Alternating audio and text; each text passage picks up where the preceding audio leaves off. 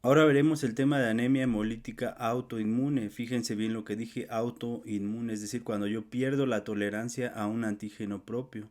No es lo mismo anemia hemolítica por anticuerpos como que anemia hemolítica autoinmune. Por ejemplo, una isoinmunización materno-fetal está mediada por anticuerpos. El eritrocito se recubre de anticuerpos y es destruido, como aquí nos dice la definición, una destrucción incrementada de eritrocitos a través de mecanismos autoinmunes, por eso decimos autoanticuerpos.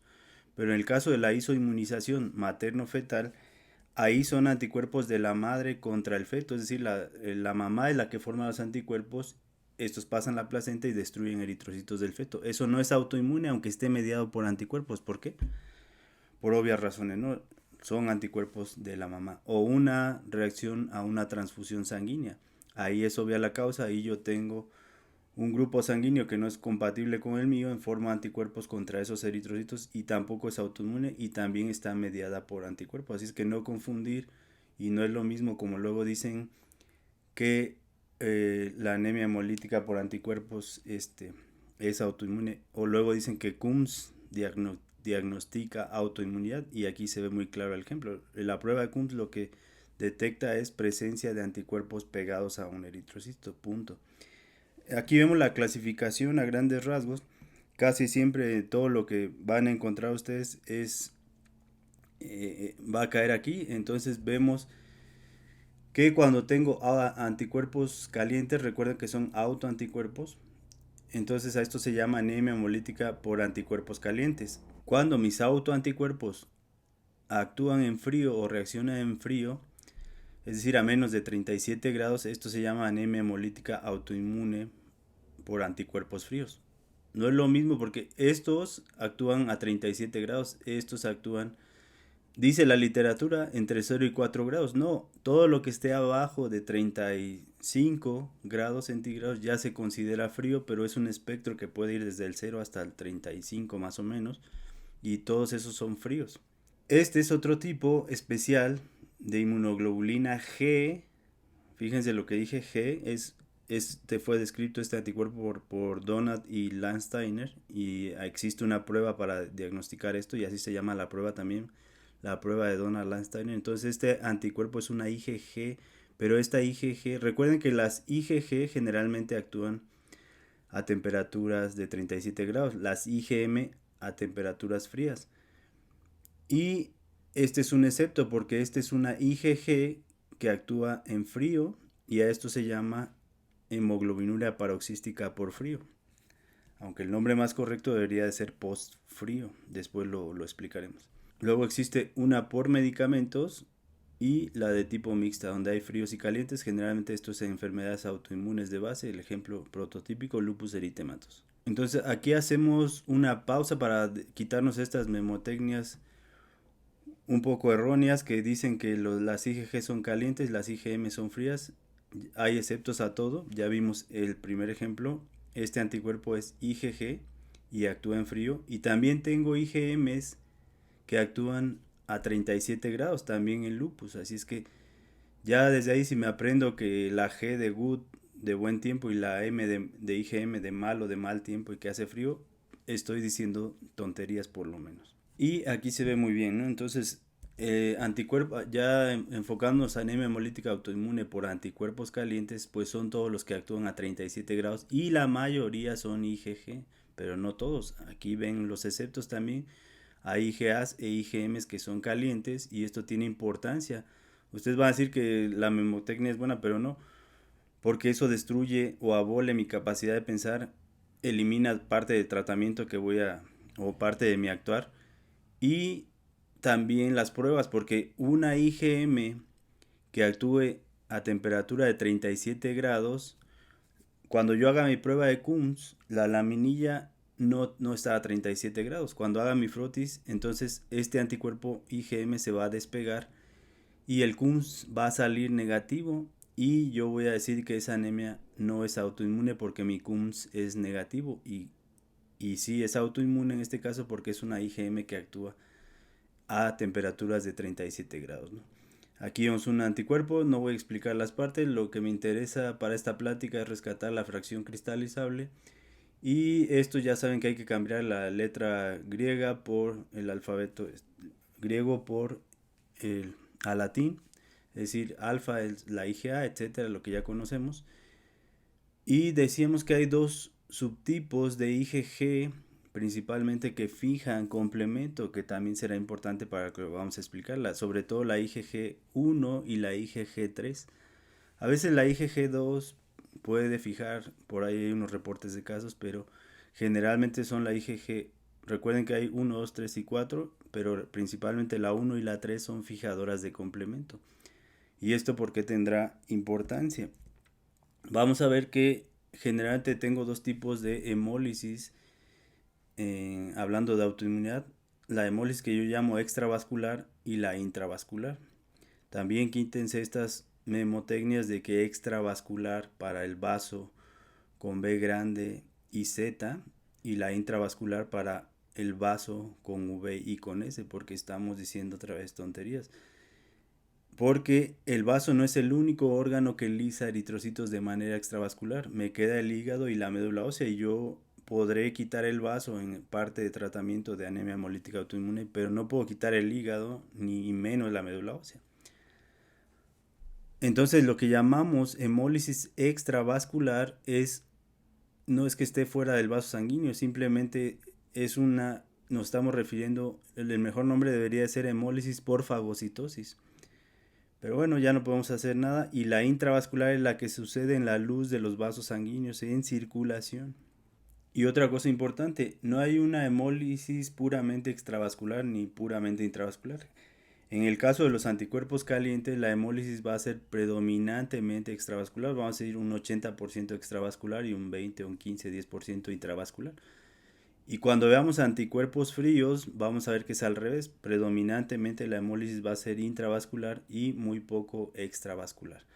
Y aquí se ve muy claro. Decíamos que hay subtipos de IgG, la 1 y la 3, que fijan complemento, pero aparte de eso deben de quedar muy juntas o muy cercanas unas de otras, simulando la estructura de la IgM para que sean fijadoras de complemento por excelencia, y por eso necesitamos títulos muy altos de estas. Así es que cuando yo tengo títulos bajos de autoanticuerpos, estas pruebas pueden salir negativas y fijar en ocasiones complemento. Así es, por eso decíamos que no es garantía fijar el C3b para llegar a la fase de complejo de ataque a la membrana.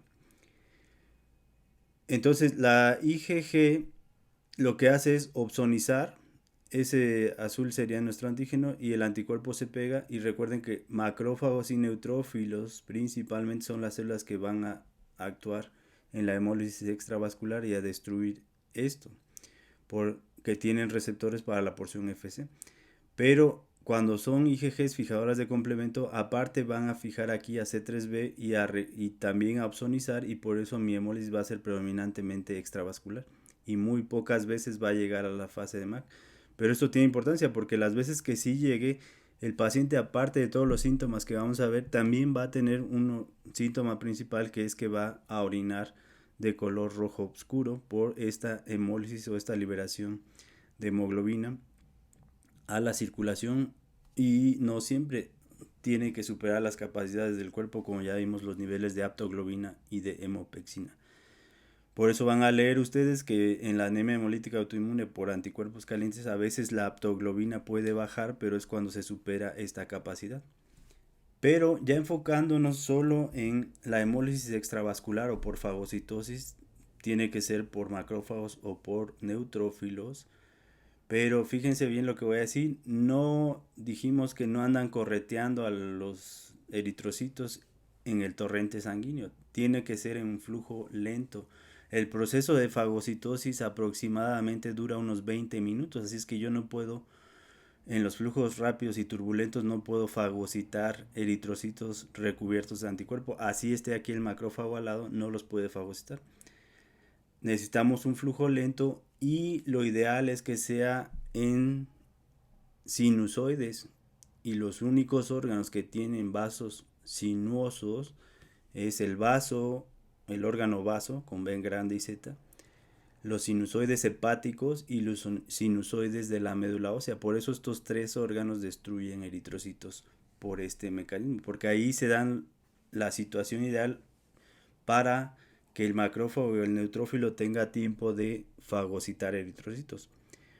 Pero el vaso tiene algo más, el órgano vaso tiene algo más que no tiene el hígado ni la médula ósea, que aparte de destruir eritrocitos por que estén recubiertos u opsonizados, también los destruye de manera mecánica. Y si recuerdan, la marca morfológica de la anemia hemolítica autoinmune es formar esferocitos. Así es que el eritrocito, cada vez que pase por el vaso, pues se le van a remover.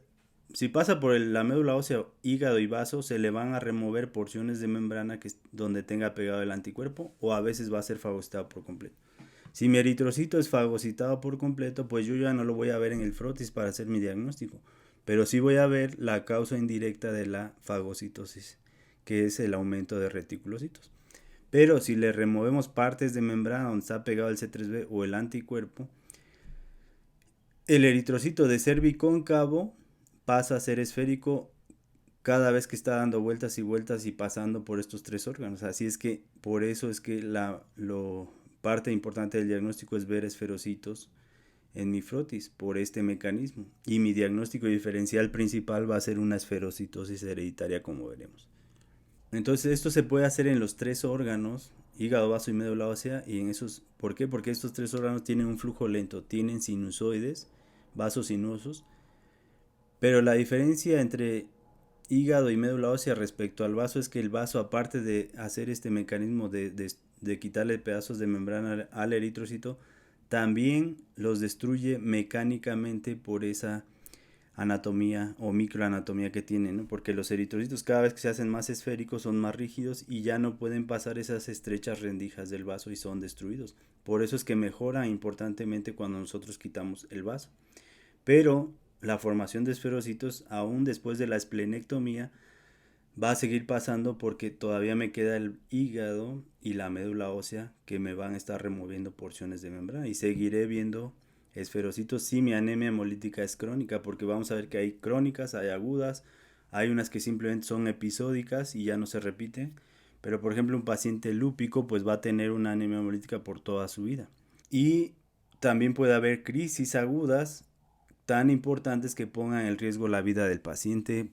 Así es que aquí se ve muy claro la opsonización, ya sea por C3b o por IgG, pero no siempre va a ser, no siempre va a haber C3b. Tiene que cumplirse que haya una de esos dos subtipos de IgG, la 1 y la 3, y aparte que sean títulos altos para que tenga esta posibilidad de quedar cercanas unas de otras y fijar el complemento. Y esto es importante porque vamos a ver que parte del tratamiento ya hay nuevos fármacos inhibidores de C1, así es que esos me pueden servir en estas enfermedades, cuando tengo resistencia a los esteroides, por ejemplo.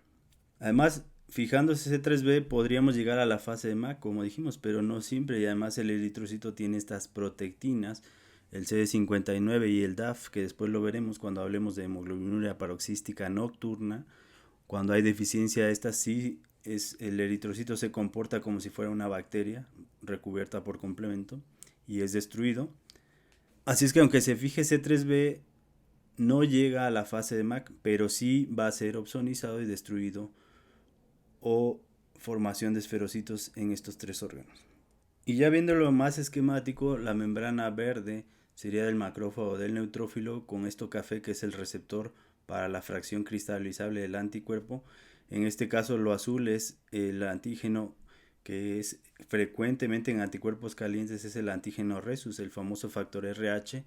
Entonces se forman autoanticuerpos contra el RH. Ojo, no estamos hablando de incompatibilidad al RH, eso no es autoinmune.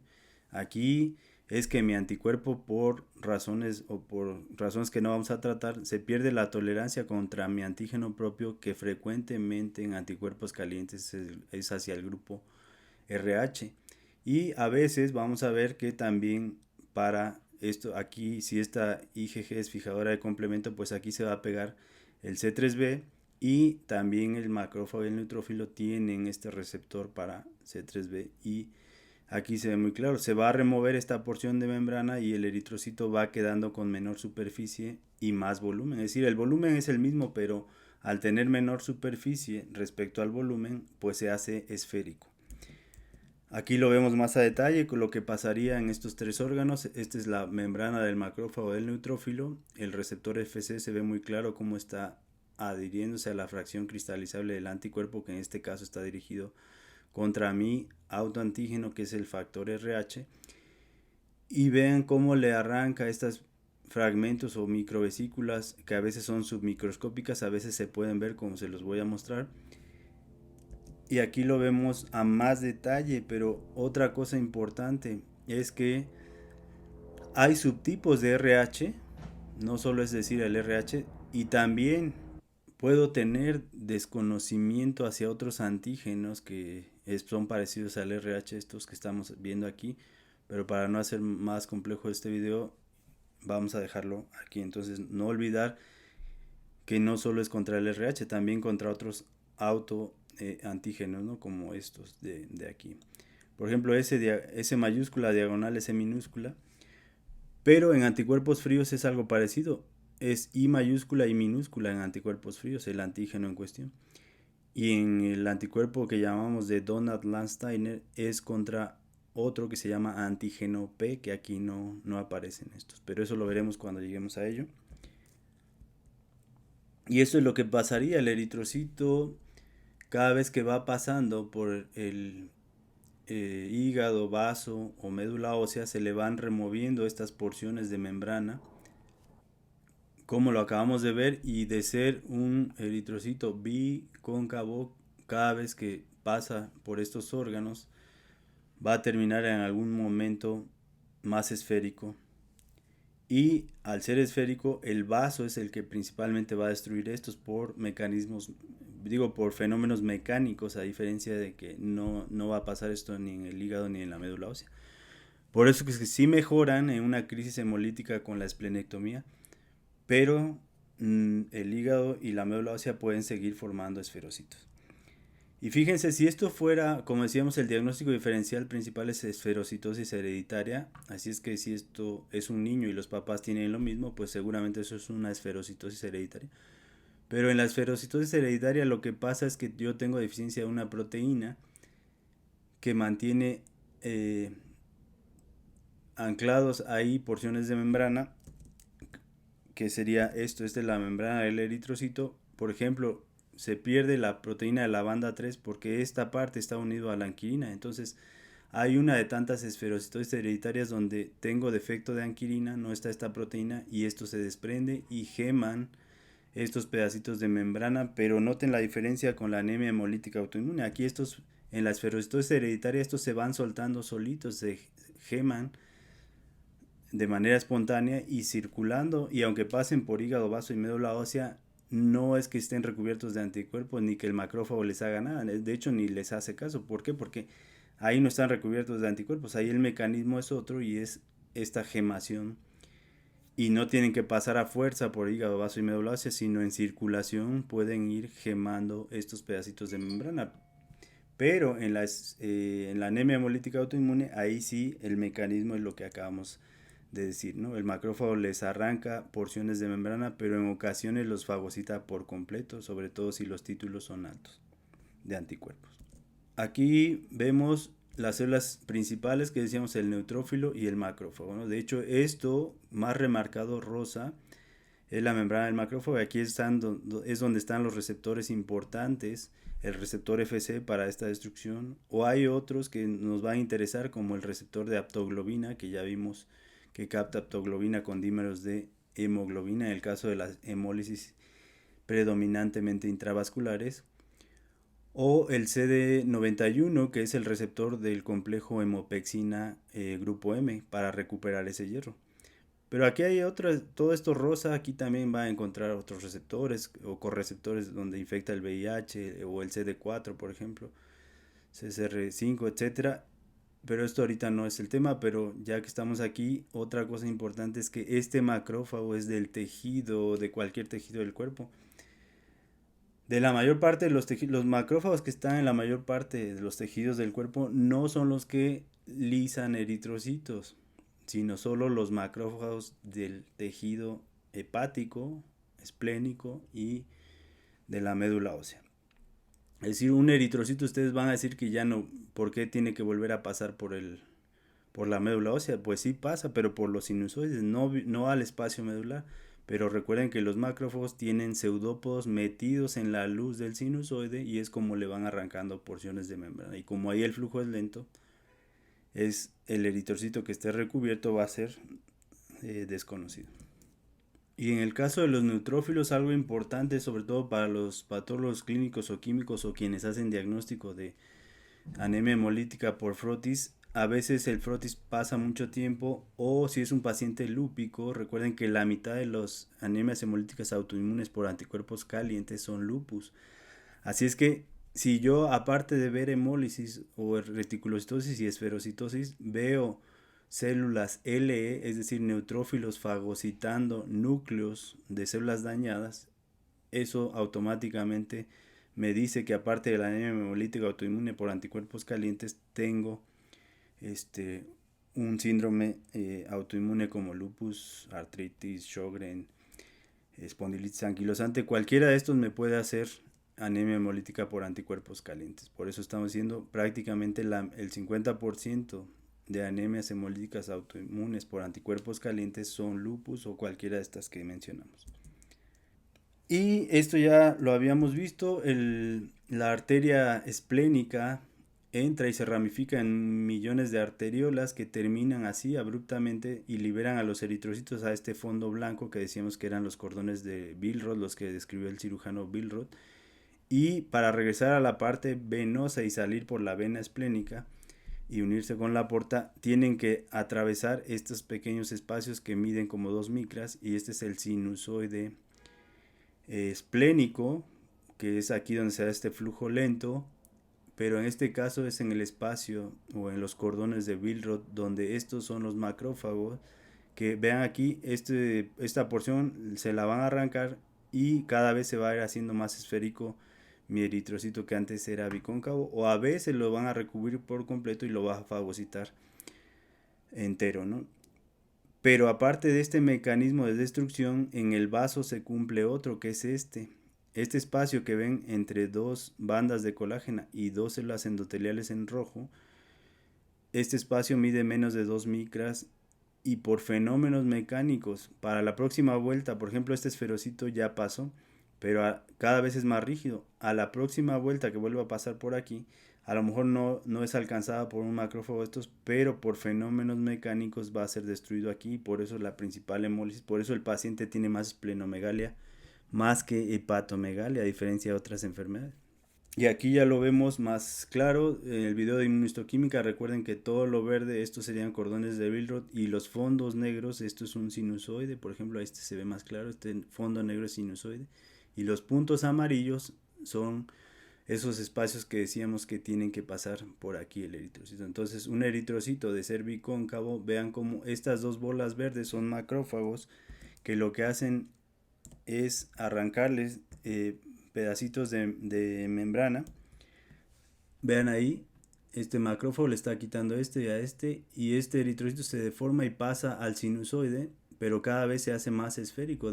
Antes era bicóncavo y por estos fenómenos se les arrancan pequeños fragmentos y lo mismo va a pasar en este otro esquema, ¿no? Aquí de ser bicóncavo pasa a ser esférico, pero aquí todo lo que vean en café es el sinusoide y lo que vean en blanco azul es el cordón de Billroth. Las arteriolas dejan aquí a los eritrocitos y este tiene que nadar hasta la parte venular y estos macrófagos que están en los cordones de Billroth es lo que hacen arrancarle porciones de membrana. Aquí se ve más claro, el fondo rojo claro son los cordones de Billroth y los fondos blancos son los sinusoides esplénicos.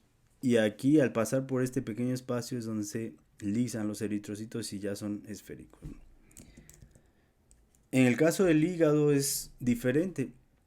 Esto que ven acá son hepatocitos en café. Entre hepatocito y hepatocito están los conductillos o los canalículos, perdón, biliares, que están hechos de membrana bilípica de cada hepatocito. No son conductos revestidos por epitelio. Y donde van circulando los eritrocitos es el sinusoide hepático.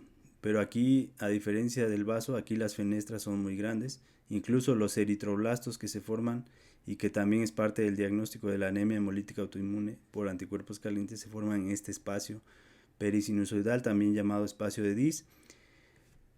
Este espacio, recuerden que está entre los hepatocitos y las células endoteliales. Y también recuerden otra cosa importante, decíamos que en el hígado hay varias células endoteliales, pero de repente en un espacio donde debería de haber una célula endotelial aparece un macrófago, y de aquí decíamos que venía el nombre de retículo endotelial, y después se corrompió por los médicos y ahora le dicen retículo endotelial a todo, y esto solo sucede aquí en el hígado. Así es que en la médula ósea también puede pasar algo similar, pero en los sinusoides de la médula ósea, pero el verdadero nombre de retículo endotelial es aquí. Entonces, eliminen de su léxico esto de sistema retículo endotelial, señores médicos, o bien, si lo van a utilizar, solo para el hígado y a veces para la médula ósea, pero dirán que no es importante, pero van a ver las consecuencias de esto. Entonces, estos eritrocitos, si estuvieran recubiertos, son reconocidos por aquí, son censados, como lo veremos a continuación. Para quien no le gusta la histología, estos son hepatocitos, este es un núcleo y citoplasma, y aquí continúan. Si alguien distingue azul de gris, ya sabe una buena parte de histología, así es que el esquema se explica por sí solo. Estos son hepatocitos, aquí vemos los hepatocitos, estos son hepatocitos. Estas son células endoteliales que se continúan con estas. Y este es el espacio de Dis, que aquí está en azul, espacio de Dis, esto que queda entre hepatocitos y células endoteliales. Cuidado porque no hay imágenes como estas, en los libros ni siquiera se ve el espacio de Dis, y si no lo pueden preguntar, aquí se ven hasta las microvellosidades de los hepatocitos, que es esto festoneado, para aumentar la superficie de absorción. Y lo que quiero que notemos es este trayecto sinuoso como S, por eso aquí es donde se da el flujo lento, y aparte decíamos que hay macrófagos, y es por eso que se puede cumplir este mecanismo, ¿no? Quien distingue rosa de blanco de rojo, que son los eritrocitos, pues ya sabe como un 70-80% de histología. Entonces lo que ven en rosa son cordones hepáticos, que de hecho se ven aquí canalículos dilatados que dicen que no se ven. Y el fondo blanco son los sinusoides, y estos son macrófagos. Decíamos que es célula endotelial, macrófago. Aquí hay otra célula endotelial, macrófago, célula endotelial, macrófago, célula endotelial, y así nos vamos, ¿no? De hecho, esta se ve muy bien. Este es el núcleo de una célula endotelial. Voy a hacer más pequeño el láser, pero quiero que vean algo importante aquí. Este es el citoplasma de la célula endotelial, y lo que queda aquí es el espacio de Dis entre hepatocito y célula endotelial.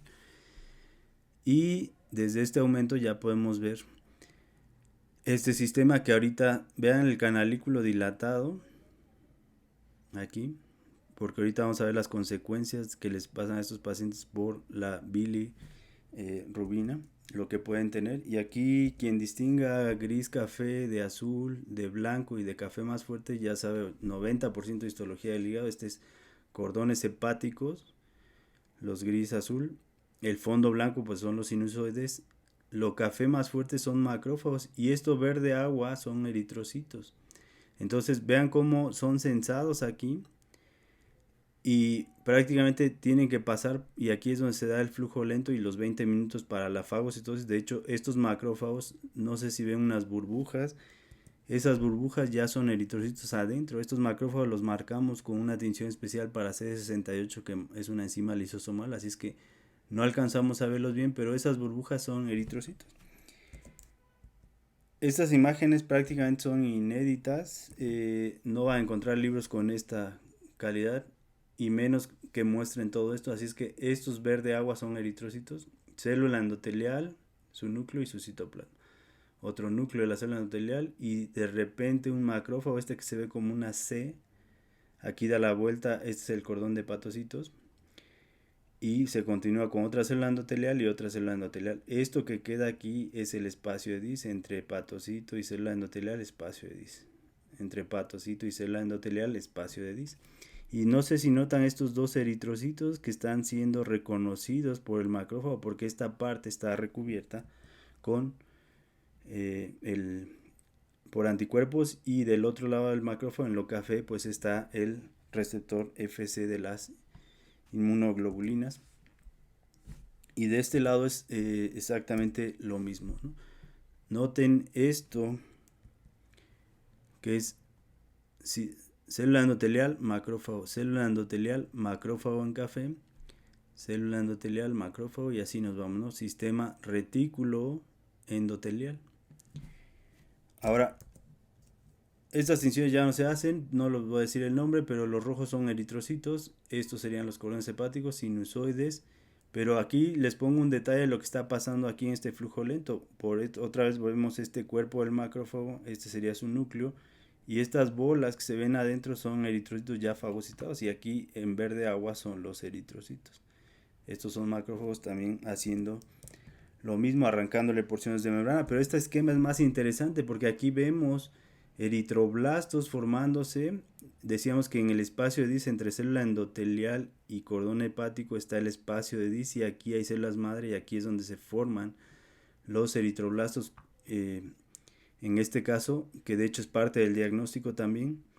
Veo reticulocitosis, esferocitosis y presencia de eritroblastos, ya llevamos 3, más la esplenomegalia. Entonces este núcleo denso, redondo, negro, y esto es un futuro eritrocito. Aquí está expulsando el núcleo, y más interesante, este es el cuerpo de un macrófago, su núcleo, y aquí ya tiene fagocitado un eritroblasto. Véanlos, otra vez esto redondo, negro, casi el núcleo, y el futuro eritrocito, ¿no? O sea, ni siquiera lo dejó entrar a circulación.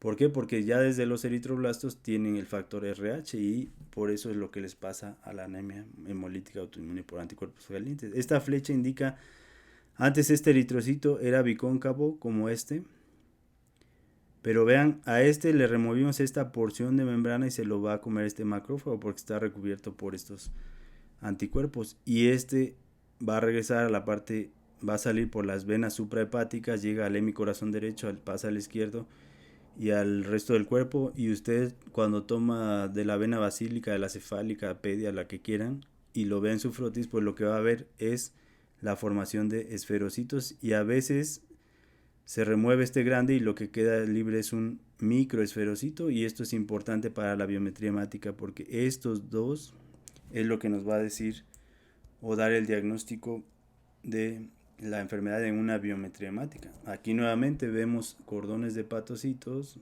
célula endotelial, espacio de Dis, pero estos son macrófagos. Aquí otro macrófago fagocitando otro reticulocito. Vean, aquí este ya casi acaba de expulsar el núcleo y fue fagocitado por completo, lo mismo que este eritroblasto en el cuerpo de este macrófago, ¿no? Esto que se ve vacuolado es el macrófago, aquí hay otro, este ya expulsó el núcleo, etcétera. Aquí se ve otro macrófago, este es el sinusoide, célula endotelial, se ve muy bien su citoplasma, pero noten otra cosa más, este macrófago ya tiene un eritrocito adentro, pero este pigmento amarillo que se ve adentro es la famosa bilirrubina no conjugada, que es producto del catabolismo exagerado de eritrocitos. Bilirrubina no conjugada, o lo que el médico llama indirecto, ¿no? Pero ustedes pregúntenle a cualquier clínico qué es la bilirrubina indirecta y les va a decir que es la que viaja unida a albúmina, y aquí se ve muy claro que no. Esto, como está en este macrófago, como está en contacto directo, es decir, las células de Kupffer están en contacto directo con los hepatocitos, simplemente la pasan la bilirrubina indirecta al hepatocito para que las conjugue con dos moléculas de ácido glucurónico y se forme la bilirrubina directa. De hecho, la bilirrubina directa también se le llama diglucurónido de bilirrubina. Pero aquí no viajó unido a albúmina, así es que, y aquí está este fenómeno está exagerado en la anemia hemolítica autoinmune por anticuerpos calientes. Entonces, cuidado con las memotecnias, la bilirrubina indirecta no siempre está unido a albúmina, y más en estos casos. Esto de aquí es bilis, lo que hay entre un hepatocito y otro, los canalículos dilatados. No confundir bilis con bilirrubina. Macrófagos llenos de bilis, de bilirrubina, perdón. Es decir, la bilirrubina es el producto del catabolismo de los eritrocitos, y aquí lo vemos. Otra vez este eritrocito soltando una microesfera, ¿no? Aquí hay otro.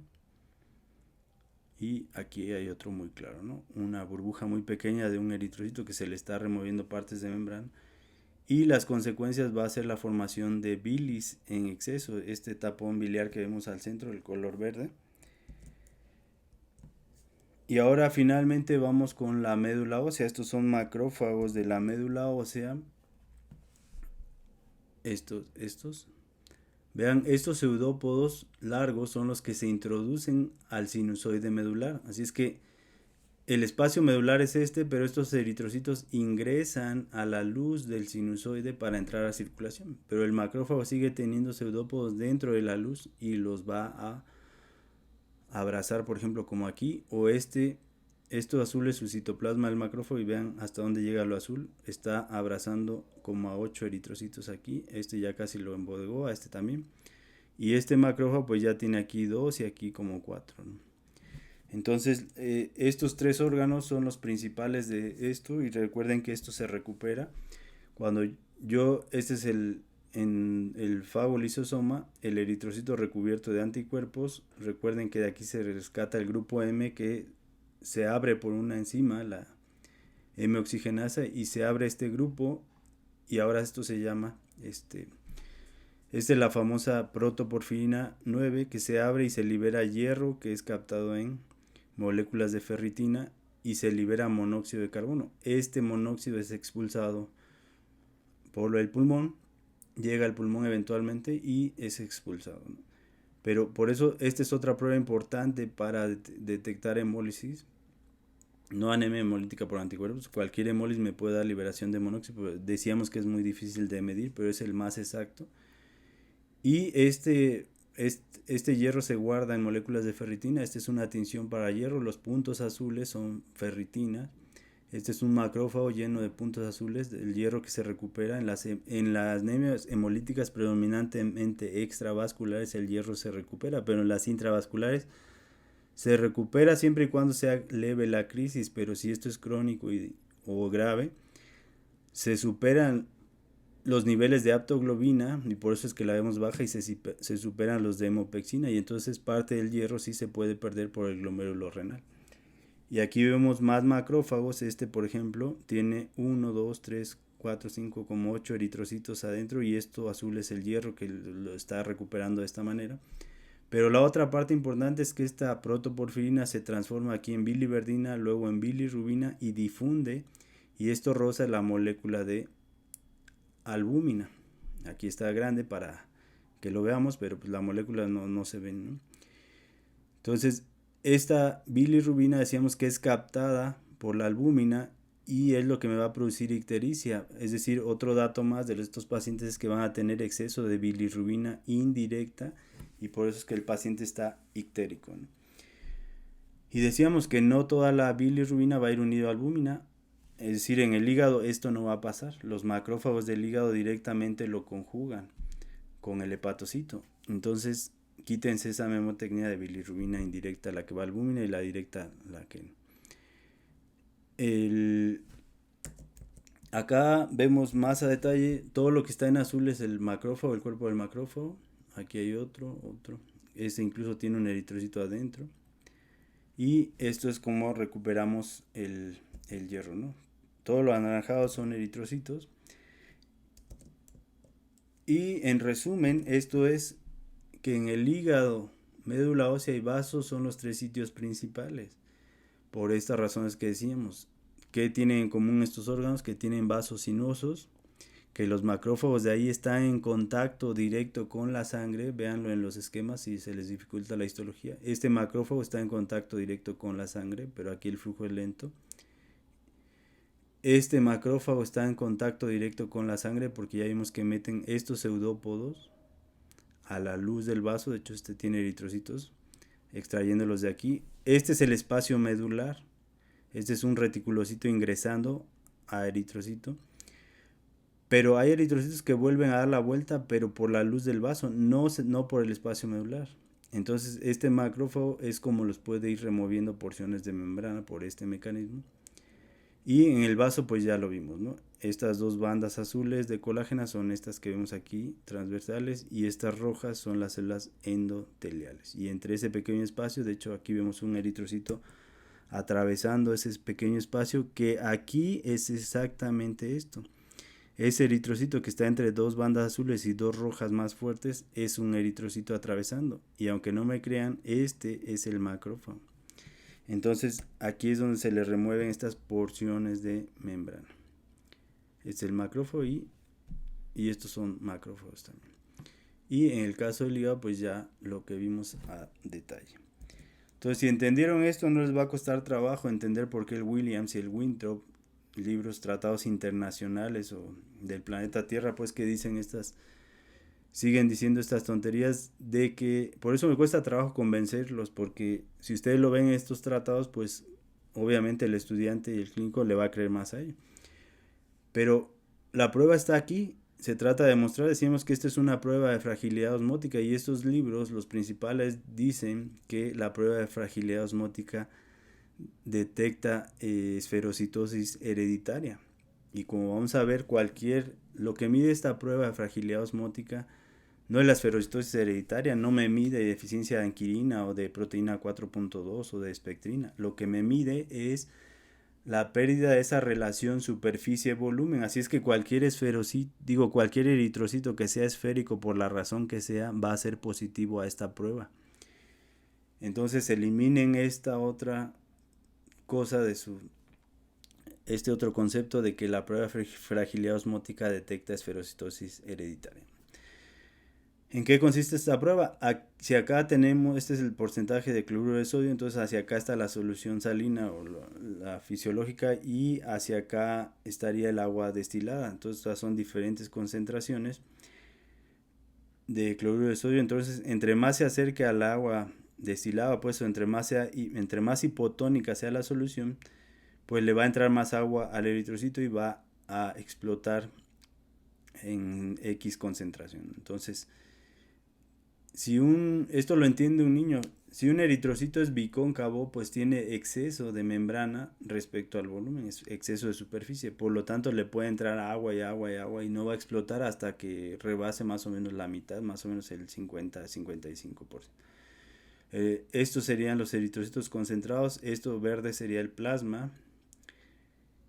Pero noten que aquí el plasma, aquí ya empieza a ser café, es decir, ya se empieza a liberar hemoglobina, y esta hemoglobina cada vez es mayor hasta que aquí ya sería la hemólisis total en alguien normal, porque mi eritrocito aquí es bicóncavo. Pero en un esferocito que por sí ya es redondo, es decir, ya tiene menor superficie, basta que le entre un poquito de agua para que empiecen a explotar antes, y estos desde el 7 empiezan a explotar.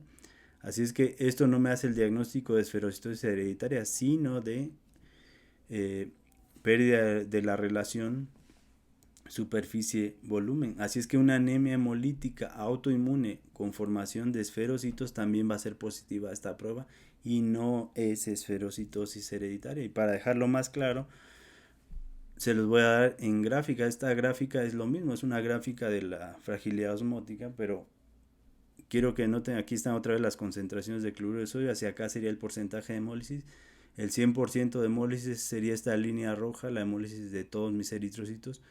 Estas dos líneas azules es mi rango normal. Entonces lo que se mueva en este rango es normal, que puedan ir explotando todos hasta que se hemolizan por completo todos. Esta es una forma leve, moderada y una grave en estos colores, ya sea de esferocitosis hereditaria porque no tengo anquirina y geman pedacitos de membrana, o ya sea porque mis eritrocitos están recubiertos de anticuerpo y les remuevo porciones de membrana y se hace esférico. Cualquier célula esférica va, ya sea leve, moderado o grave, va a ser positivo a esta prueba por esta razón. Así es que eliminen esto también de su mente, de decir que la prueba de fragilidad osmótica, porque de hecho esto va para los del ENAR, del AMIR. Señores especialistas, modifiquen eso en sus preguntas. Y varias cosas de las que hemos estado tratando, ¿no? Eso de decir de la bilirrubina indirecta es la que va unida a albúmina, pues no. No toda. Por eso es mejor entender que aprenderse las cosas de memoria. Ya habíamos visto los videos de de biometría semática, remítanse a ellos. Aquí solo voy a rescatar la parte de este tema. Entonces, yo voy a tener anemia. Decimos el hematócrito no me sirve para nada. Los libros dicen que el hematócrito por abajo del 10% ya es algo grave, pues eso en cualquier lugar del mundo. Pero lo que me da la gravedad es todos los síntomas que hemos estado diciendo.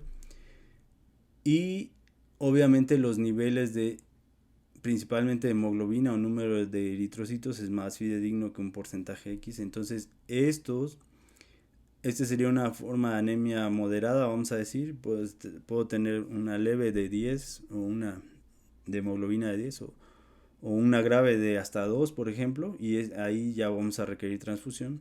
Pero noten algo, esta es una falsa macrocítica. Esto en la clínica, ¿cómo creen que lo hubieran clasificado? Como una deficiencia de B12 o ácido fólico, por decirlo rápido. Entonces tengo volúmenes altos porque tengo reticulocitosis, pero tengo concentración, digo, hemoglobina globular media en picogramos muy alta. ¿Por qué? Porque al perderse esa relación superficie-volumen, la hemoglobina queda concentrada dentro del eritrocito y el aparato la sensa como células hipercrómicas, que es este pico de aquí.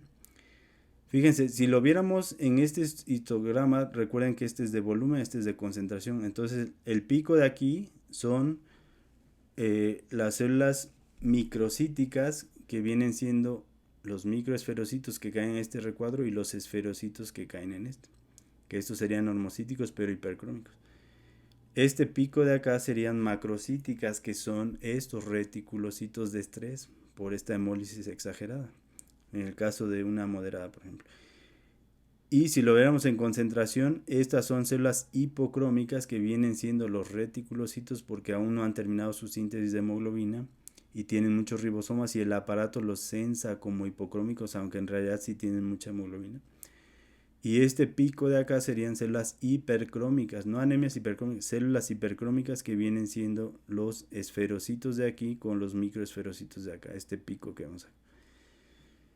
Entonces, por eso decimos que esta es una falsa macrocítica. ¿Y cómo me doy cuenta? Pues interpretando histogramas por un lado, pero por otro es el cuadro clínico. Además, recuerden que el diagnóstico diferencial principal de este pues va a ser, aparte de la esferocitosis hereditaria, una anemia macrocítica verdadera, es decir, por deficiencia de B12 o ácido fólico, donde ahí dijimos que como el B12 y ácido fólico se requieren para todas las células, incluso para las células epiteliales, pues lo que voy a tener es pancitopenia y atrofia de los epitelios, de las mucosas. En cambio, en esta no, en esta puedo tener, incluso los leucocitos van a estar normales o altos, o pueden estar normales, es decir, de 8000 vamos a decir. Pero si yo lo desgloso y me voy a ver, los linfocitos y los monocitos pueden estar altos, aunque el valor general sea aparentemente normal. Entonces, no es raro ver monocitosis o linfocitosis en estos pacientes. Por eso hay que desglosar, no nada más ver valores de, si cae en menos de 10.000, pues está normal. No, si yo desgloso pueden estar altos. Y de la misma manera, plaquetas están normales, pero si están bajas, pensar en síndrome de Evans. Es decir, el síndrome de Fisher-Evans es una combinación donde yo tengo autoanticuerpos contra mis eritrocitos, anemia hemolítica autoinmune, y a la vez autoanticuerpos contra plaquetas. Entonces ahí voy a ver la combinación de anemia y plaquetopenia, y si mi CUMS es positivo, pues seguramente eso es un Fisher-Evans. Pero no voy a tener atrofia de la mucosa, y el RW pues puede estar aumentado en cualquiera de estas, ¿no? Entonces, para verlo más simple, nada más les recuerdo que este de aquí es un esferocito y este es un microesferocito. Este de aquí puede ser este esferocito. Recuerden que ya no tienen porción clara central, vean aquí. Este todavía tiene un poco de porción clara central, este de arriba. Y este de aquí puede ser, o este que se ve más pequeño, un microesferocito, ¿no? Es decir, el esferocito cae aquí, que es este pico, y este cae acá, que es esta población. Pero al mismo tiempo, vean, estos más grandes son reticulocitos de estrés que caen aquí. Este que ya está siendo más anaranjado caería por aquí. Este que es gris cae más o menos por acá en medio. Y este que es casi azul cae todavía hasta acá arriba. Entonces, entre más tenga, más grave sea mi anemia, y más reticulocitosis, la mancha se puede ver más por acá y mi volumen puede ser hasta de 120 femtolitros y no es una deficiencia de B12 o ácido fólico. Esas caen acá porque esas son verdaderas. Por eso es importante ver los histogramas, porque desde ahí me doy cuenta y me ahorro en pedir niveles de B12, ácido fólico, etcétera, etcétera. O usando los datos que ya hemos dicho, ¿no? Entonces, una verdadera macrocítica, para compararlo, aquí sí hay un verdadero volumen alto. Noten que también puede haber hipercromia aquí, que después lo explicaremos, pero vean, lo que quiero que vean es que estas caen en este recuadro, porque sí son verdaderas macrocíticas, y aquí sí todas es una pancitopenia. Dice aquí normal cuando empiezan, pero una bien instalada pues va a tener pancitopenia, incluyendo atrofia de las mucosas. Las plaquetas incluso van a estar bajas, pero aquí por obvias razones, aquí no es un Fisher-Evans, etcétera. En el frotis, ¿qué voy a hacer para los patólogos clínicos y químicos que hacen diagnóstico de esto? Es presencia de monocitosis o a veces linfocitosis. Pero noten cómo los eritrocitos se empiezan a pegar a través de esas vesículas que veíamos. Aquí se ven muy claro, incluso uno se ven por transparencia, este pegosteo por estas vesículas. Dos, la presencia pues cada vez de más esferocitos, es decir, por ejemplo, esto es difuminado, la porción clara central, pero vean esto es como un rectángulo, aquí donde está el láser, es lo que llamamos un estoma o boca, es decir, este es un estomatocito, y la presencia de estomatocitosis también es otro dato de anemia hemolítica autoinmune por anticuerpos calientes, a diferencia de las de frío que vamos a ver. ¿Por qué? Porque si recuerdan, los pacientes que son RH nulos, lo que más tienen en su frotis es la presencia de estomatocitosis. Y si aquí estamos viendo que mi antígeno frecuente, autoantígeno frecuente en anticuerpos calientes es el grupo RH, no es raro ver la presencia de estomatocitos. Aparte de los microesferocitos, los más pequeños, o los esferocitos que ya noten que no tienen porción clara central, ¿no? Como este de acá o este de acá, que todavía tiene una porción clara al centro, y presencia de reticulocitos, las células más grandes y un poco grises todavía, que lo acabamos de ver, y eritroblastos. Por eso a veces puede haber leucocitosis por esta falsa elevación. El aparato cuenta a los eritroblastos como si fueran leucocitos, y aparte este punto más morado que se ve al lado del núcleo es lo que llamamos cuerpo de Howell-Jolly, que no es más que cromatina separada. Entonces, sobre todo en pacientes que ya se les quitó el vaso, puedo ver mayor cantidad de cuerpos de Howell-Jolly y presencia de estos eritroblastos, como vemos nuevamente aquí. Estos gris azul, estos son reticulocitos de estrés que me aumentan el volumen en biometría hemática. Estos son esferocitos, que algunos son muy densos ya porque no tienen clara central, por esa pérdida de la relación superficie-volumen, y presencia de eritroblastos. Aquí un ortocromático, aquí otro ortocromático expulsando el núcleo. Aquí vemos muchos de ellos, estos son eritroblastos, todos son de diferentes casos que le estoy pasando, y nuevamente reticulocitos, y nuevamente vemos cómo se pegan estos eritrocitos, pero son de 2 o 3, 4, 5, por ejemplo aquí o aquí, y esto también aumenta el volumen. No confundir estos 3 o 4 con lo que veremos en anticuerpos fríos, que hacen glóbulos completos de muchos, que son uniones laterales. En este caso son unos cuantos porque se pegostean por estas micro vesículas, no por anticuerpos. En el caso de los anticuerpos fríos, como frecuentemente son IgMs, puedo ver masas completas de esto, ¿no? Y esto el aparato lo sensa como un macrocito, y también me da más elevación del volumen globular medio en la biometría hemática. Pero algo importante aquí es que les dije, yo tengo IgMs que a veces actúan a 37 grados, y esos desde un inicio aglutinan eritrocitos de esta manera en grupos grandes y con uniones laterales, y no requieren la prueba de Coombs porque desde que hago el frotis ya están aglutinados, incluso ni un microscopio. A veces simplemente vemos como cuando hacemos estas pruebas de reacción cruzada de los grupos sanguíneos, se ve esos grumos en la sangre con el ojo humano, así es que no pongan de pretexto el microscopio, o una lupa lo pueden hacer. Entonces Es por eso que digo, no memotecnias, porque decir que IgM de mal tiempo y que eso es de frío, perdón, pero hay IgMs calientes y también tiene importancia porque decíamos que el tubo de ensayo y la laminilla no están a 37 grados, no tienen la temperatura del vaso del hígado. Por lo tanto, se despega el anticuerpo y yo aplico el reactivo de Coombs y este me sale negativo y sí es una anemia hemolítica autoinmune. Dicen los clínicos, es autoinmune pero es atípica, porque también a eso le dicen atípico. Entonces, esto es importante para el diagnóstico, los puntos que vamos diciendo. Aquí se ve muy claro, estos son anaranjados, este es azul gris. Entre más azul, pues más alto el volumen globular medio. Y esta sería la base de la prueba de Coombs. Ahora ya tenemos Coombs mixtos que no nada más están dirigidos contra IgG, sino contra IgMs o fracciones del complemento, ¿no? Porque los primeros Coombs que se hicieron, pues esta es la base de la prueba de Coombs, es decir, como noten que si esto fuera una IgM que es pentamérica, es decir, 1, 2, 3, 4, 5 brazos, pues si esto fuera una IgM, pues desde un inicio se aglutinan los eritrocitos por esta razón, porque tiene una porción para acá y otra para acá. Pero como estas son IgGs calientes, lo que hacen es que los eritrocitos casi no se aglutinan, se pegan a través de esas vesículas que veíamos, pero no se aglutinan. Pero lo que hizo el doctor Coombs justamente fue tomar anticuerpos humanos, en este caso autoanticuerpos contra el factor RH.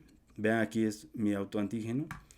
Y sobre todo la fracción cristalizable, pues fue lo que el conejo reconoció. Entonces esto se lo inyectamos a un conejo, el conejo forma anticuerpos, este verde es anticuerpo de conejo contra una inmunoglobulina humana y este verde es lo que llamamos reactivo de Coombs. El anticuerpo de conejo lo que hace es pegarse de un lado y de otro y juntar a estos dos y el Coombs por eso aglutina eritrocitos. Pero si fuera una IgM caliente, desde un inicio se van a aglutinar solos sin necesidad del reactivo de Coombs. Entiendan y no aprendan. Y menos repitan. Pero decíamos, hay IgGs fijadoras de complemento, la tipo 1 y la tipo 3 principalmente. Y esto también tiene importancia porque cuando veamos el de Donald Landsteiner, que ese es una IgG en frío fija complemento, pero el complemento no actúa en frío. Pero la inmunoglobulina me sirvió que en el frío fijó el complemento.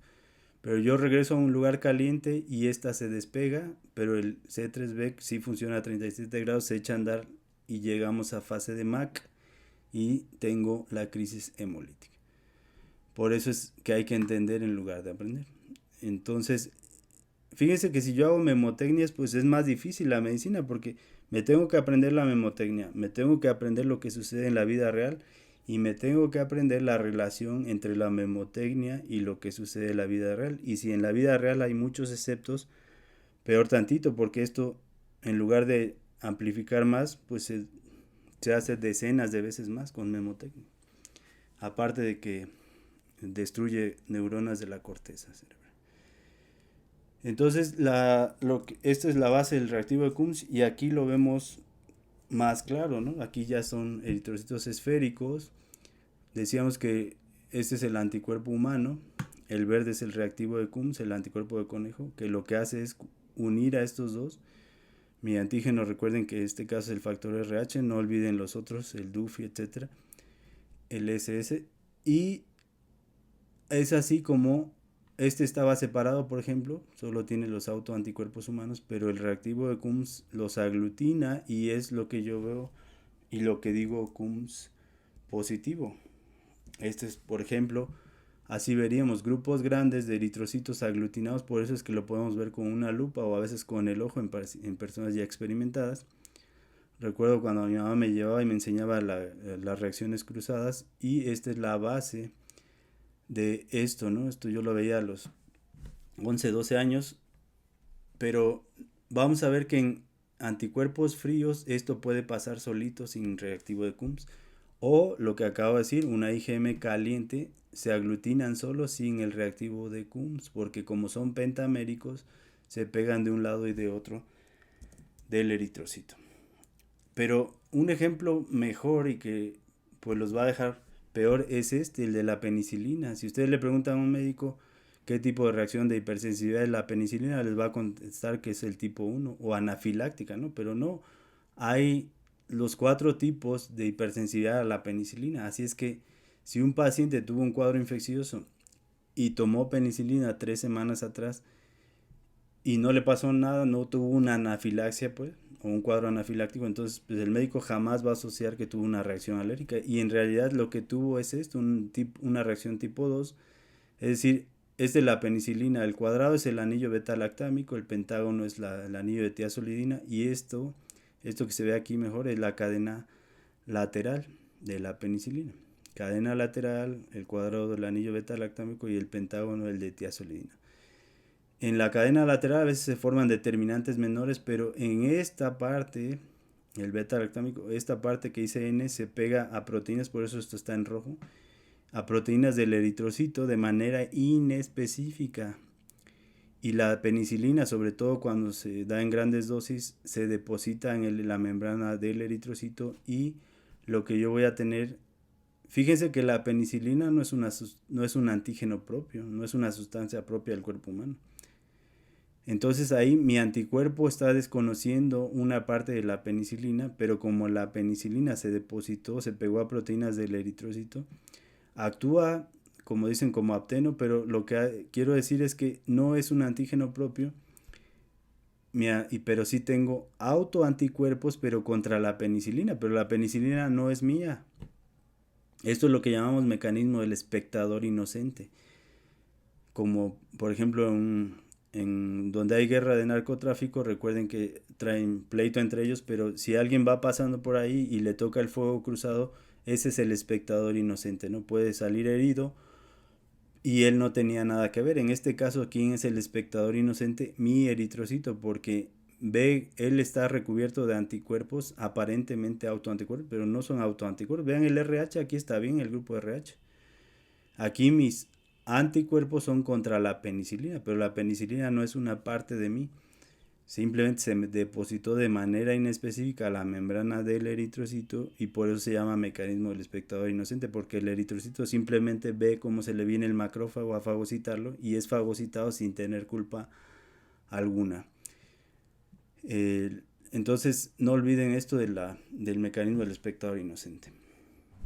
Pero algo más importante y que quiero que quede muy claro es que una anemia hemolítica autoinmune por anticuerpos calientes, CUMS positiva, alguien, como dicen los libros y los de Lenarvi y de la Mir, que el CUMS es la prueba de oro, y que dicen que el CUMS prácticamente diagnostica autoinmunidad, y aquí se ve otra vez muy claro que aquí mi anticuerpo no va contra un antígeno propio, pero sí está recubriendo al eritrocito. Es decir, lo que detecta el CUMS es anticuerpos pegados contra el eritrocito. Entonces esto es importante porque si esto lo ve el clínico y dice CUMS positivo, le dice anemia hemolítica autoinmune. Por eso no es raro verlos en sus pláticas decir que la penicilina es uno de los fármacos que produce anemia hemolítica autoinmune. Y otro mecanismo parecido también es con ceftriaxona, piperacilina o cefotetán, que están acá abajo, ¿no?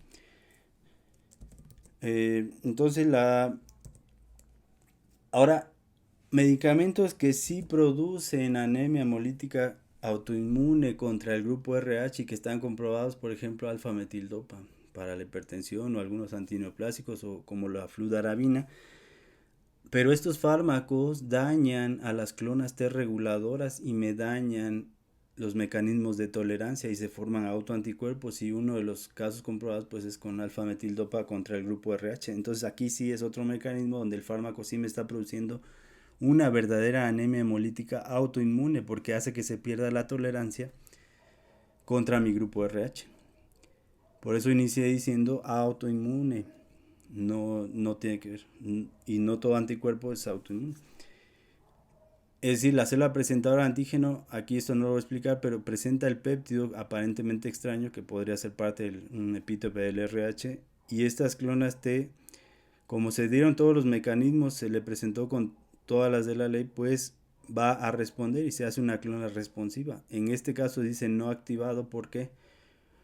Porque este T se activó, pero este T regulador aquí, por este mecanismo de supresión, lo detuvo en esta parte, ya se había activado, pero, o se iba a activar porque tenía todas las de la ley, pero con estas interleucinas es la no activación. Esto es lo que llamamos los T reguladores, pero si estos fármacos dañan a los T reguladores u otras partes, que no quiero hacer más complejo, pues me dañan la tolerancia y sí producen o favorecen. Recuerden que también tenemos fármacos que me dan algunos subtipos de lupus y aquí es lo mismo, solo que aquí es contra el grupo RH y entonces sí me da una verdadera anemia hemolítica autoinmune CUMS positiva por anticuerpos calientes contra el grupo RH, pero por este mecanismo. Y no descarten, les dije en alguna de las pláticas, vean aquí se ven muy bien los esferocitos, los más densos, los menos densos. Es decir, este ya dio más vueltas, este menos por el vaso o por el hígado o la médula ósea. Pero muchas de las proteínas de la membrana del eritrocito se parecen a las proteínas de estas otras células o bacterias, que es lo mismo, son células también. Vean, aquí se ve prácticamente una sola célula que todavía tiene porción clara central y un poquito ya, pero la mayoría ya no tiene y son muy redondos, muy esféricos, algunos más anaranjados o casi rojos porque están más concentrados. Y por eso no descarten que cuadros infecciosos 2, 3 semanas atrás, un mes, tengo presencia de una anemia hemolítica que a veces queda clasificada como idiopática y resultó ser por mimetismo molecular. Por esta razón, ¿no? Algunas exantemáticas también en los niños o en adultos también, como veremos después, parvovirus, todas las virales. Y ahí sí también va a haber tanto anticuerpos fríos como calientes. Y otro mecanismo que les quiero decir es el mieloma múltiple. Todas estas azules que ven son células plasmáticas neoplásicas. Las burbujas que tienen sus citoplasmas blancas son cúmulos de anticuerpos. Estos, el de Ducher en el núcleo, etcétera. Russell en el citoplasma, pero aquí se ven muy bien las de Russell, ¿no? El morado fuerte es el núcleo de la célula plasmática a la periferia y cada burbuja azul o bola azul que se ve dentro de su citoplasma son cúmulos de anticuerpos que están a punto de salir para recubrir eritrocitos. Y acá ya vemos un macrófago, este es un núcleo, con un montón de eritrocitos fagocitados porque esta es la célula con receptores FC. Entonces decíamos, los macrófagos de la mayor parte del tejido del cuerpo pues no fagocitan eritrocitos, a menos que tenga un sitio de hemorragia ahí, pero los principales que lo van a hacer es los macrófagos de von Kupfer del hígado, los macrófagos esplénicos del vaso y los de la médula ósea, ¿no? Pero vean que aquí es otro mecanismo, además este me da rulo. Por ejemplo, aquí hay dos eritrocitos que no están pegados, es un artificio, pero cuando se pegan así en fila india, lo que llamamos en pilas de monedas o rouleau en francés, esto es por mieloma múltiple frecuentemente, así es que hay que distinguir el rouleau de las uniones laterales de los pegosteos que vemos en anticuerpos calientes. Es decir, en anticuerpos calientes se pegan como ya vimos. En mieloma múltiple se pegan, o en macroglobulinemia de Waldenström se pegan como en fila india o en pilas de monedas o en rouleau. Y en anticuerpos fríos se aglutinan muchos como si fuera una prueba CUMS positiva solita, es decir, en uniones laterales. Aquí el mecanismo es diferente. Aquí la célula neoplásica está descontrolada, proliferando y vomitando anticuerpos a lo loco. Entonces no es que se perdió la tolerancia aquí, simplemente hay exceso de autoanticuerpos porque por mala suerte los anticuerpos que produjeron estas células malignas se llegaron a adaptar con las del eritrocito. Pero estrictamente no es autoinmunidad. O sea, estrictamente sí es autoinmune porque al final de cuentas se pegaron, pero quiero decir que no es un proceso que esté regulado vía, como siempre se hace, por vías inmunológicas. Aquí la célula es maligna y secreta a lo loco anticuerpos, y no solamente se forman contra eritrocitos.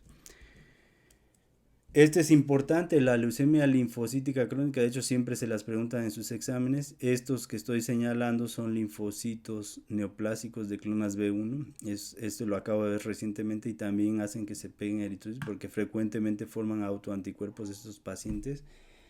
Se las digo porque es frecuente, pero hay otros linfomas como el difuso de células grandes B, sobre todo si tienen diferenciación hacia la plasmática, o este es otro, ¿no? Este es un frotis de médula ósea, aquí vemos un megacariocito, aquí un eritroblasto, pero la mayor parte de estos son malignos, estos son linfocitos malignos. Lo que quiero decir también es que estos a veces comienzan a sustituir la médula ósea y tanto los eritroblastos como los megacariocitos se van a madurar al hígado, al vaso.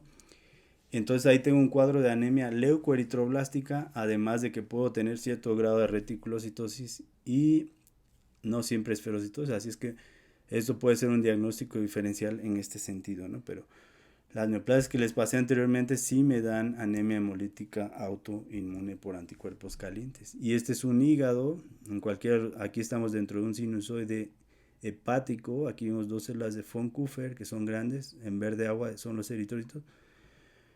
Pero este gigante, más que los macrófagos, es un megacariocito, están marcados con antiproteínas plaquetarias, CD41, CD42, etcétera. Vean el núcleo, carión, mega, más que estos núcleos. Y aquí hay otros, estos son cordones hepáticos, bilis y el megacariocito. Así que cuando yo ya veo megacariocitos madurando en el hígado, o es por estos cuadros del linfoma de neoplasias que sustituyen la médula ósea, o es un Fisher-Evans a lo mejor, etcétera. Así es que tengo que jugar con todo esto. Lupus, ya se le había pasado unas imágenes de estas, pero aquí les paso las otras que complementan este caso. O cualquiera de las otras enfermedades reumáticas para no tardarnos, las que ustedes ya conocen. Entonces, ¿cuál es el dato aquí? Que decíamos la mitad de los pacientes con lupus tienen anticuerpos calientes, así es que van a tener anemias hemolíticas autoinmunes o van a tener Fisher-Evans.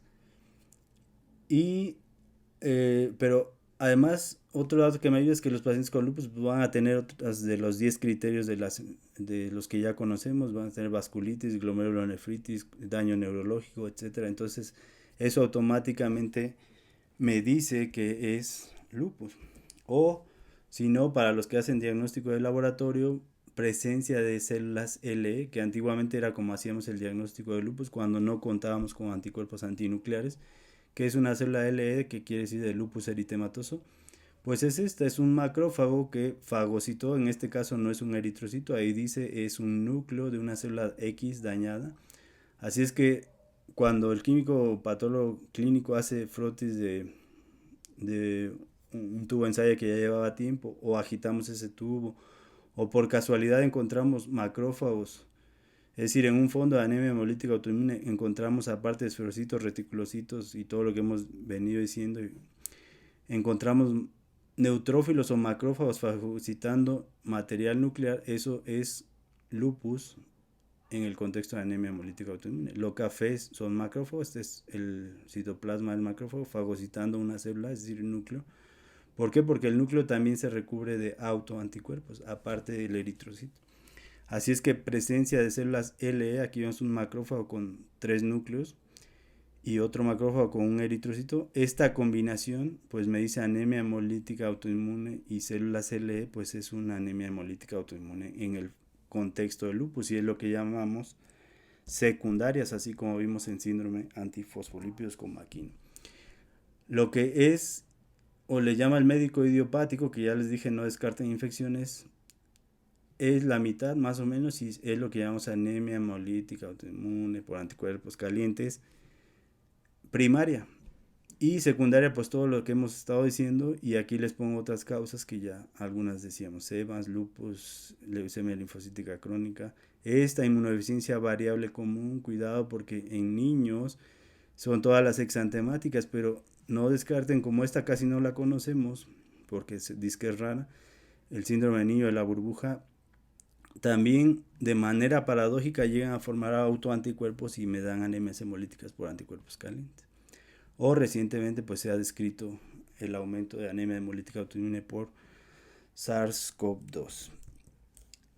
Aquí veremos las consecuencias. Ese es el cordón de hepatocitos, lo rosa ya dijimos, el blanco es el sinusoide, pero aquí vean sinusoide donde hay eritrocitos, célula endotelial, espacio de Dis donde están los asteriscos, cordones de hepatocitos, otro espacio de Dis, célula endotelial, sinusoide, otra célula endotelial, espacio de Dis, cordón.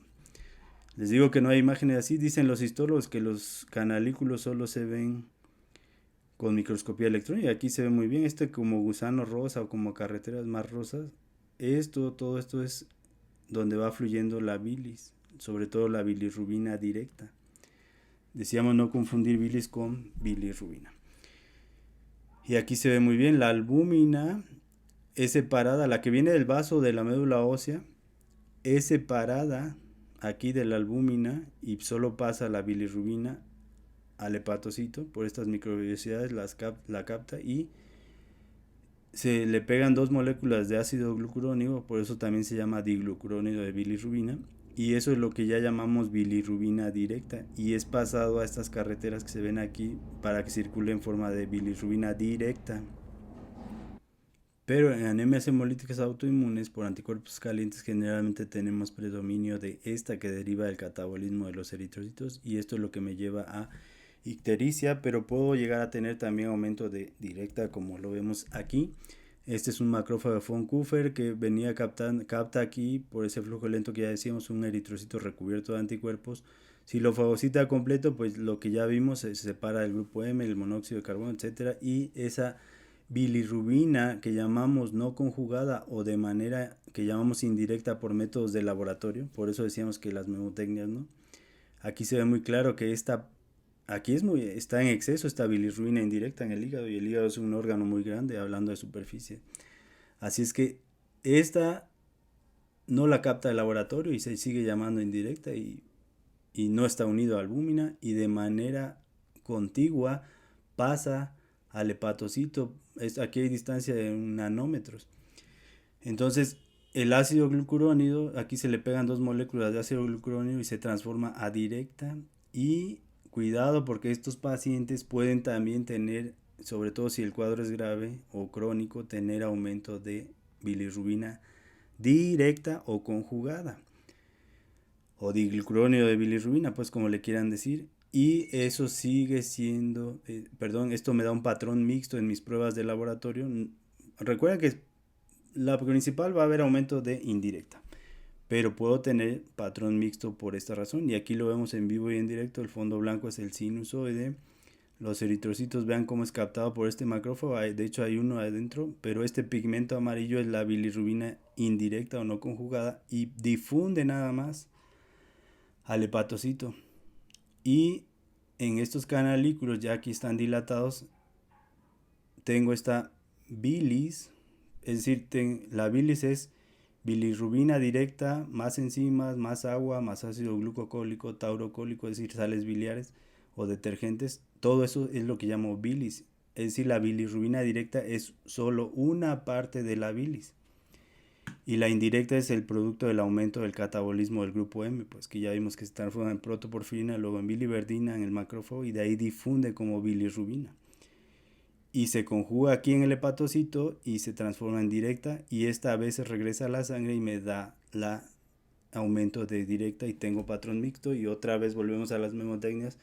El médico cuando ve esto piensa en patrón obstructivo si es directa, y en hemólisis es indirecta, y cuando es mixto es cuando tenemos problemas con las nuevas generaciones de medicina, ¿no? Y aquí se ve muy claro que esto puede regresar.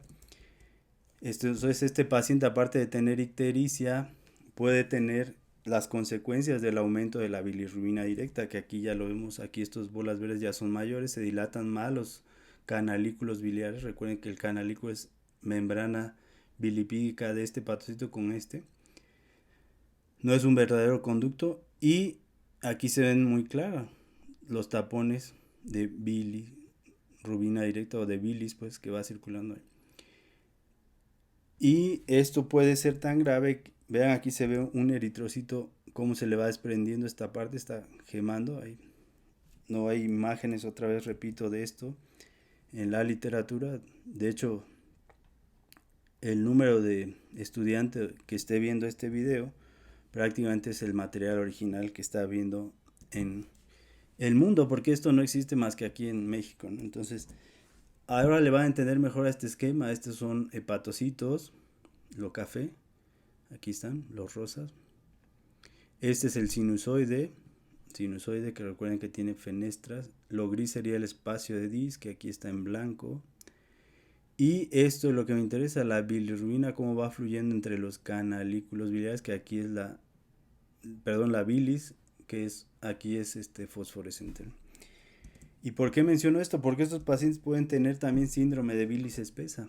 A ver, para los histólogos que dicen que no se ven más que con microscopía electrónica, de hecho se ven desde menores aumentos, pero bueno, aquí vemos tres brazos, esto como trébol, y termina haciendo una ruedita más blanca, que esa es lo que llamo canalículo biliar, membranas de hepatocitos pegadas por donde fluye la bilis. Y aquí vemos exactamente lo mismo, pero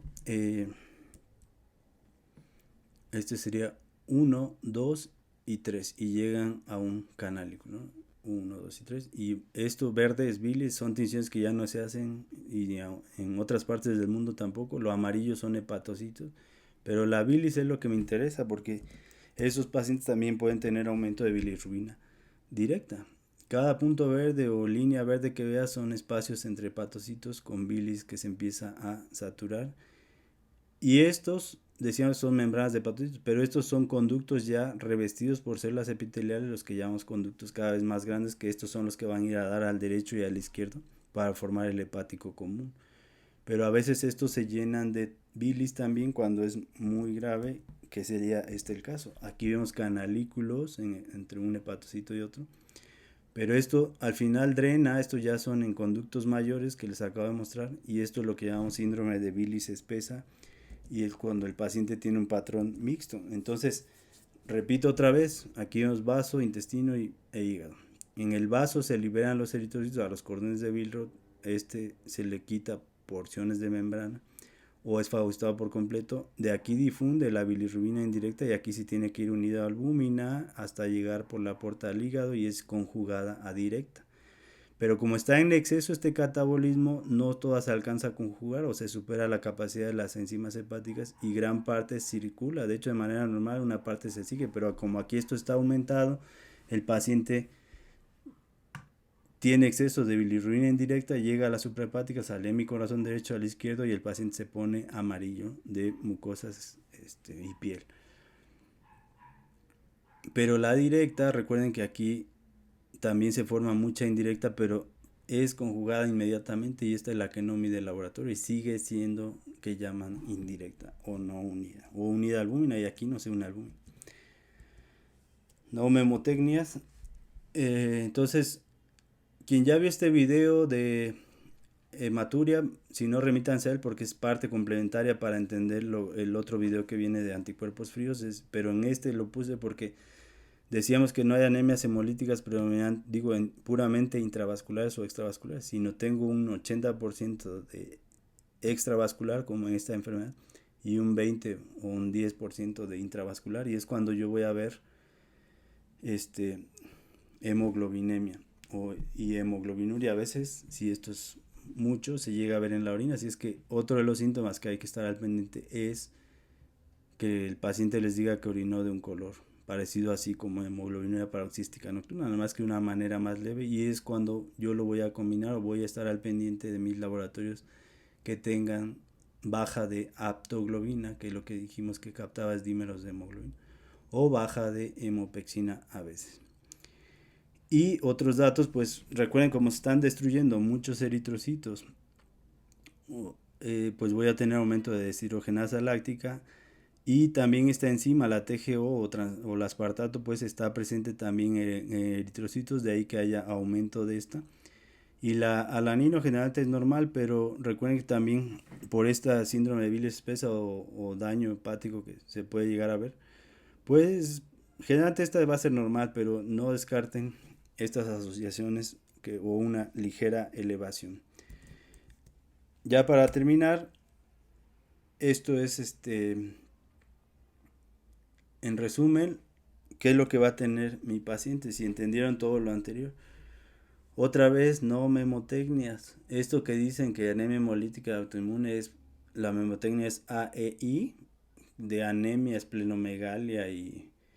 ¿Cuál es la otra? Este es el problema de estarse acordando de qué quiere decir cada cosa.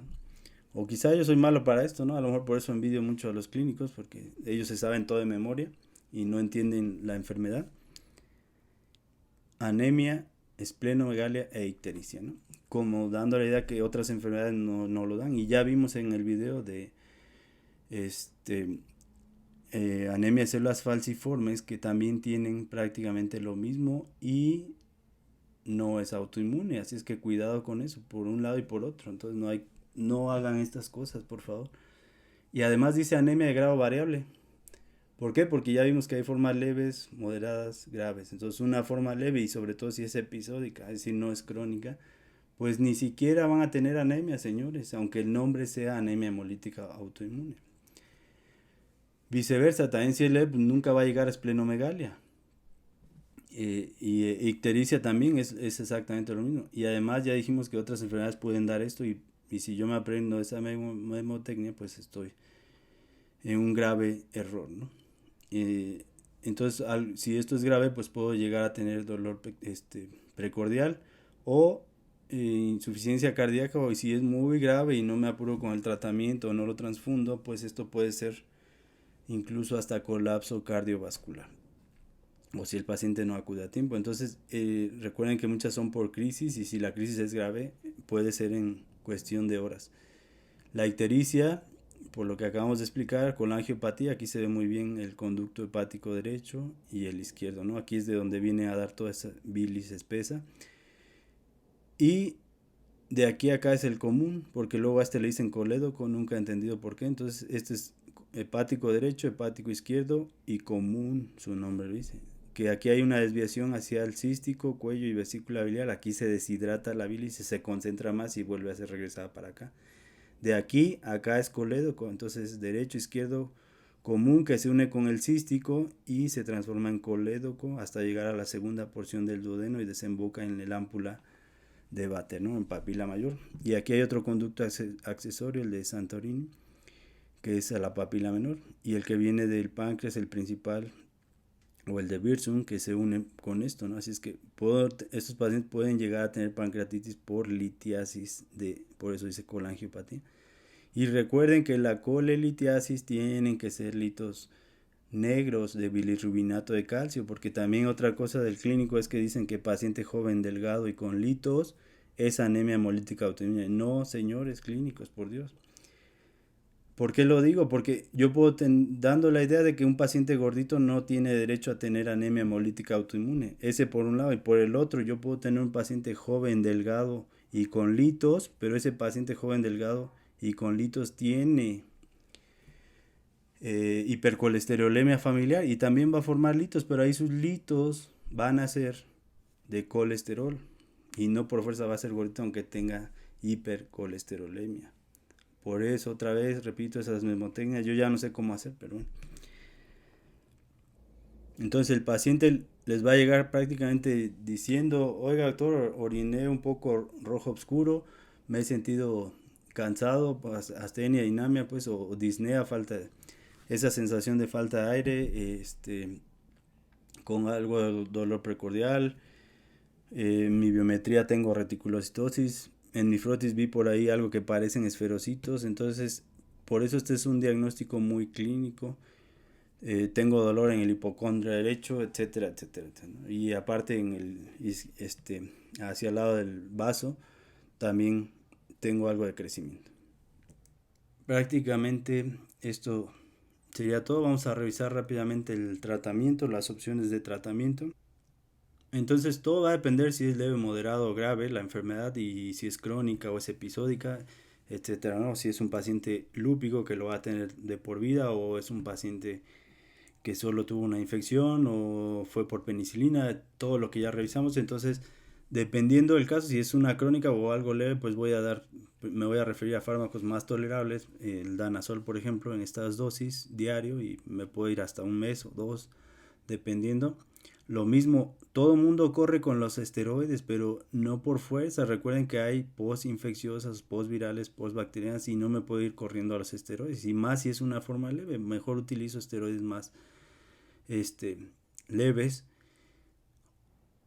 Y pues va a depender de eso. Entonces, si utilizamos ideal, pues es prednisona o prednisolona, como quieran, en vía oral en estas dosis.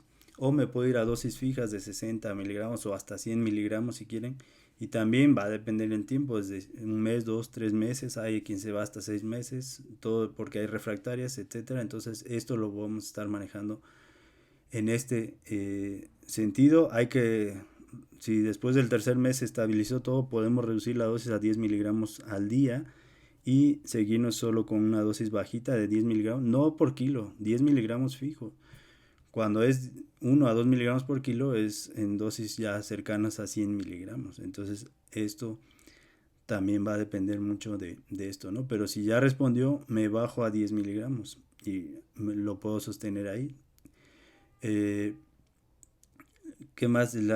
De ahí, en casos, vamos a decir, de urgencia o de emergencia, pues ahí me tengo que basar en transfusión o en esteroides más fuertes. Aquí me voy a un intravenoso como la metilprednisolona y en dosis altas. Incluso esto lo puedo combinar con rituximab si esto es un caso grave.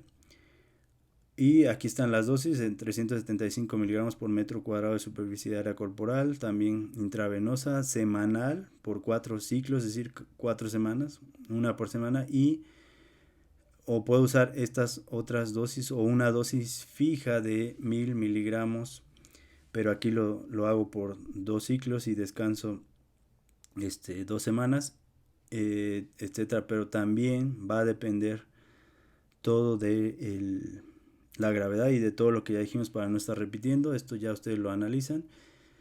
Mofetil-micofenolato, metilprednisolona, decimos para casos graves. No olvidar las transfusión o la plasmaféresis, que también de hecho lo podemos usar en una emergencia. Decíamos que pacientes que llegan con hematócritos del menos del 10%, se los digo en hematócritos porque sé que se basa en eso, pero no hay que hacer esto. No me sirve de nada el hematócrito. Lo que me dice la gravedad es todo lo que tiene el paciente, no el hematócrito. Pero claro, un hematócrito del 10% en cualquier lugar del mundo es algo grave, ¿no?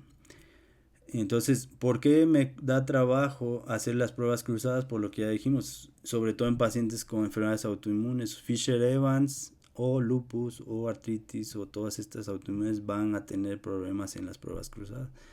Pero si estoy en un acto heroico, pues puedo aún así infundir eritrocitos. ¿Por qué? Porque al final de cuentas no les va a pasar más que ser lisados igual que los normales del paciente. Entonces aquí pues lo ideal es meter 20 mililitros de eritrocitos en infusión rápida y me espero 20 minutos también, no memotecnias. Al rato van a decir que 20 y 20, pero como quieran. Entonces, si veo que no hubo reacción transfusional, pues le inyecto lo demás del paquete, ¿no? Le infundimos todo lo demás y puedo ir haciendo este tipo de pruebas o jugar con ellas. También en urgencias o emergencias o en cuadros graves está recomendada la esplenectomía. Ya dijimos lo que va a mejorar, pero no por fuerza va a curar la enfermedad por los otros dos órganos importantes que siguen destruyendo eritrocitos recubiertos de anticuerpos porque el macrófago está en contacto con la sangre, no porque haya tiempos malos y buenos o me quedo en casa o no, y estas memotecnias. Y finalmente otros inmunosupresores o antineoplásicos como estos, ¿no? El bortezomib también se puede usar en cuestiones de refractarias o emergencias o combinada con esteroides. Recuerden que es un inhibidor de proteasoma, o alemtuzumab, que es un anticuerpo anti-CD52 parecido al Rituxi, nada más que Rituxi es anti-CD20 y solo en linfocitos B obviamente, y este es en linfocitos T y B, el anti-CD52, como sabemos, ¿no? Globulina inmunointravenosa, importante porque esto también me puede ayudar en cuadros graves o moderados o que no responden bien a otros. Entonces, junto con la plasmaféresis hay que remover ese exceso de anticuerpos, o bien la globulina inmunointravenosa en esta dosis, ¿no? Dosis altas en 1 gramo por kilo por día por 2 días. Algo importante del rituximab cuando veamos anticuerpos fríos es que recuerden que los anticuerpos fríos, como son fríos, pues fijan complemento y la inmunoglobulina en zonas calientes como el hígado vaso o médula ósea se despegan y no me da tanta esferocitosis, porque algunos sí pueden permanecer pegados y me da esferocitosis, pero no me da tanta esferocitosis, más bien me da más hemólisis intravascular, y por eso es que este tipo de anemia hemolítica por anticuerpos fríos es resistente a los esteroides. Por lo tanto ahí voy a usar más el rituximab.